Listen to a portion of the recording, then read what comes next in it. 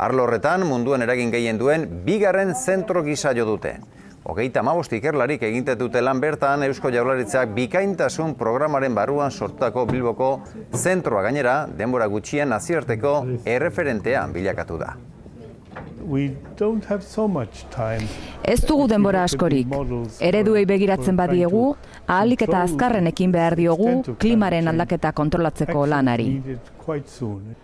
B-Zeiru zentroko zuzendariaren iritzia oso zabalduta dago. Neurriak, erabakiak orain hartu behar dira. Erabaki nagusiak agintari politiko eta ekonomikoek hartu behar dituzte eta zeregin horretan B-Zeiru zentroak laguntza eskaintzen die.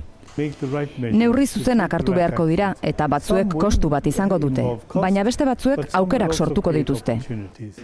Aldaketa klimatikoaren nazioarteko erakundeak B-Zeiruk egin duen lana aintzat hartu du eta munduan eragin handieneko erakundeen artean bigarren sailkatu dute. Erabakiak hartu behar dituztenei ahalik eta informazio argiena eta zehatzena ematen saiatzen gara. Anil Markandia orain 20 urte bakearen Nobel saria eskuratu zuen lehen IPCC-an ibilitako ikerlariren ustez, erregai fosilen erabilera zeharo behar da murriztu datozen 10 urteetan. Datozen 10 urteetan teknologia garatu behar dugu energia merkea eta karbono isurpen gutxikoa lortzeko.